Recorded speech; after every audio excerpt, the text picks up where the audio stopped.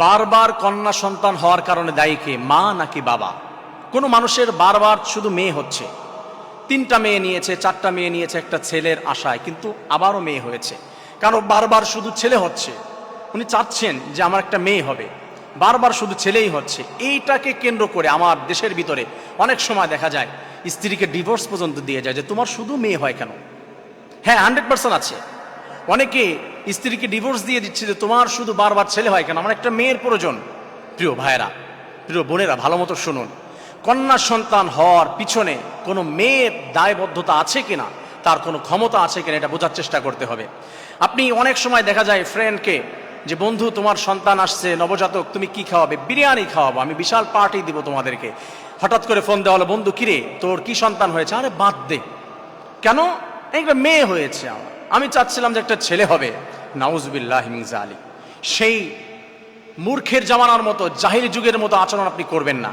স্ত্রীর প্রতি জুলুম নির্যাতন করবেন, বারবার মেয়ে সন্তান হয় কেন? যদি আমি সায়েন্স থেকে বোঝাবো আপনাদেরকে, কোরআন থেকে আমি বোঝাবো। সায়েন্স কি বলেছে? আপনারা তো সায়েন্সের প্রতি অনেকটা দুর্বলতা অনেক সময়। সায়েন্স বলেছে, যারা মেডিকেল সায়েন্স নিয়ে পড়াশোনা করেছেন, আমি বায়োলজিতে পড়েছি, একটা মেয়ের সেক্সের মধ্যে কি থাকে, তার সিমেনের ভিতরে কি থাকে, তার ক্ষমতা কি, তার নাম হচ্ছে 2টা, এক্স এক্স। মেয়ের যে ডিম্বাণু তার মধ্যে থাকে এক্স এক্স, বোঝার চেষ্টা করতে হবে, 2টা এক্স। আর ছেলের কি থাকে? X Y, X Y. একটা মেয়ের তো শুধু এক্স, তার কোনো ওয়াই নাই, সে ছেলে এবং মেয়ে দুটাই দেওয়ার ক্ষমতা রাখে। এখন পুরুষটার ভিতরে আছে কি? X Y.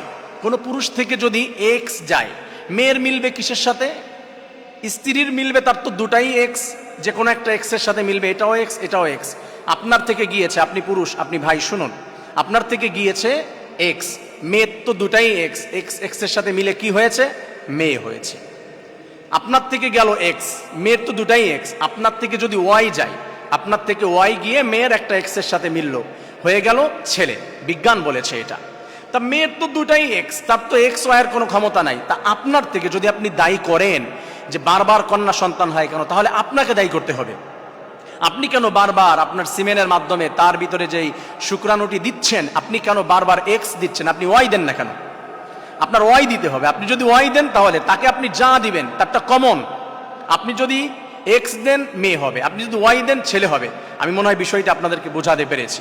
আপনার থেকে যেটা যাবে সেটাই হবে। তার মানে মেডিকেল সায়েন্স বলেছে, যদি কোনো মানুষকে দায়ী করা হয় যে বারবার কেন কন্যা সন্তান জন্ম দিচ্ছে, বারবার কেন ছেলে সন্তান জন্ম দিচ্ছে, দায়ী করলে পুরুষকে করা যেতে পারে।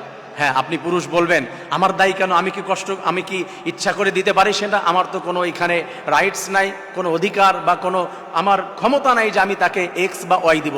যদি আপনার ক্ষমতা না থাকে, তাহলে মেয়েটার কিভাবে ক্ষমতা থাকলো? মেয়েটা কিভাবে বারবার মেয়ের সন্তান জন্ম দিচ্ছে? তার তো কোনো ক্ষমতাই নাই। তা আপনি তাকে দায়ী করছেন কেন? ফিরে আসুন এখান থেকে, বিজ্ঞান বলেছে এটা। আসুন কোরআনের ভিতর আল্লাহ তাআলা কি বলছেন। লিল্লাহি মুলকুস সামাওয়াতি ওয়াল আরদি ইয়াখলুকু মা ইয়াশা, সূরা সূরার শেষ অংশের দিকে আল্লাহ রাব্বুল আলামিন, হিফজুল কোরআন 25 নম্বর পারা 9 নম্বর পৃষ্ঠার মাঝের থেকে একটু নিচের দিকে আল্লাহ তাআলা আলোচনা করছেন। 7 নম্বর পৃষ্ঠা আল্লাহ তাআলা বলছেন, লিল্লাহি মুলকুস সামাওয়াতি ওয়াল আরদি, আসমান জমিনের সবকিছুর মালিক শুধুমাত্র আল্লাহ তাআলা, তার জন্যই সবকিছু। ইয়াখলুকু মা ইয়াশা, সে যা ইচ্ছা তাই সৃষ্টি করেন। ইয়াহাবুলি মাইয়াশা ও ইনাসা ওয়া ইয়াহাবুলি মাইয়াশা উদ্দুকুর, আল্লাহ তাআলা যদি চায় কন্যা সন্তান জন্মগ্রহণ করান কারো মাধ্যমে, আল্লাহ যদি চান কাউকে দান করেন ছেলে সন্তান। ইয়াহাবুলি মাইয়াশা ও ইনাসা ওয়া ইয়াহাবুলি মাইয়াশা উদ্দুকুর আও ইউযাউযুহুম যুকরানা ওয়া ইনাসা ওয়া ইয়াজআলু মাইয়াশা ওয়া আকীমা ইন্নাহু আলিমুন কদির। কাউকে চাইলে ছেলে দেয়, কাউকে চাইলে মেয়ে দেয়, কাউকে চাইলে ছেলে মেয়ে 2টাই দেয়, কাউকে চাইলে হিজলা দেয়, কাউকে চাইলে কিছুই দেয় না। এটা আল্লাহ তাআলার ক্ষমতা, কোনো মেয়ের ক্ষমতা নাই, কোনো ছেলের ক্ষমতা নাই। আমি মনে হয় বোঝাতে পেরেছি আপনাদেরকে বিষয়টি, যে কন্যা সন্তান বারবার হওয়া বা বারবার ছেলে সন্তান হওয়া, এটার পিছনে কোনো মেয়ে বা কোনো ছেলের কারো হাত নাই।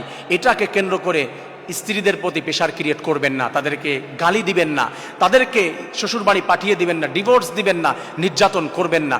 আশা করি বিষয়টি বুঝতে পেরেছেন। তাহলে জালিমের খাতায় নাম চলে যাবে, নির্বোধের খাতায় নাম চলে যাবে। আসুন আল্লাহ রাব্বুল আলামিন আমাদের এই কঠিন বিষয়টি সমাজে প্রচলিত রয়েছে, এটা সঠিকভাবে বিজ্ঞান এবং কোরআন থেকে বুঝে সঠিকভাবে আমল করার তৌফিক দান করুন।